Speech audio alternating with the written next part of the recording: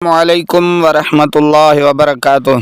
हमारी दर्सगाहों में जो ये उस्ताद होते हैं, हकीकत में यही तो कौम की बुनियाद होते हैं।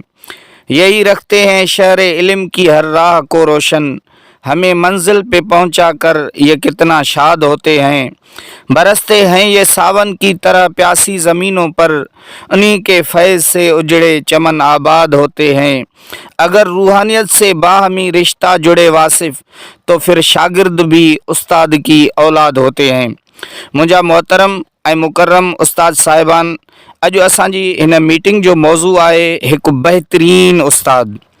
हिकु बहितरीन उस्ताद, हिकु सुठो टीचर, हिकु सुठो मुअल्लिम, हिकु सुठो उस्ताद उहो आहे जेको ॿारनि जे ज़िंदगियुनि खे उजागर करे, जेको शागिर्दनि में इल्म जी लगन ऐं जुनून भरे, अॻिते वधण जो हौसलो अता करे, रहनुमाई करे, इल्म जे हुसूल लाइ रस्ता खोले, ॿार जी शख़्सियत साज़ी ऐं किरदार साज़ी करे। बहितरीन उस्ताद उहो आहे जेको ॿार खे नवां ख़्याल ॾे, पुराणनि सोचुनि मां कढे। ॿार जी ज़िंदगी में उस्ताद जो हिकु आम किरदारु हूंदो आहे। उस्ताद क़ौम जो हिकु उहो फ़र्द आहे जेको ॾुतड़ियल क़ौम खे कामयाबियुनि जे बुलंदियुनि ताईं पहुचाए सघे थो। कंहिं दानिश्वर जो कौल आहे त अगरि अव्हांखे हिकु मुअसर उस्ताद थियण जो फ़िकिर आहे त यकीन कयो अव्हां पहिरियां ई शानदार आहियो। ऐं हिकु बहितरीन उस्ताद थियण वरी एॾो सवलो बि न आहे। सुठो उस्ताद थियण लाइ ज़मानो लॻी वेंदो आहे। उन लाइ त चयो वेंदो आहे त हिकु बहितरीन मुअल्लिम खे किताब तां न बल्कि दिलि सां पढ़ाइणो पवंदो आहे।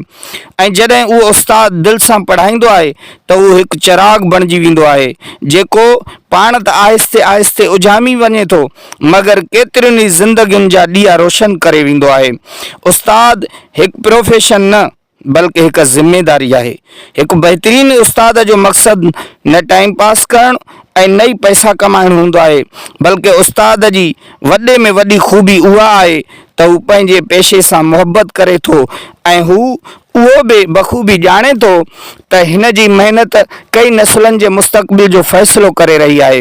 हू पंहिंजे जोदे मुसलसल सां हिकु क़ौम खे शऊरी तौर ते कामयाबियुनि जो रस्तो ॾेखारे थो ऐं हू नीम ख़ाबीदा दिलनि खे ज़िंदगी ऐं बेदारी अता करे थो ऐं हू शुक्र जहिड़े अज़ीम शान जज़्बे सां मालामाल हूंदो आहे ऐं हू इल्म जो ॾीओ ॿारे करे ॿियनि में इल्म जी रोशनी पखेड़े थो ऐं इहो ई त इल्म जी नेमत जो अमली शुक्र आहे।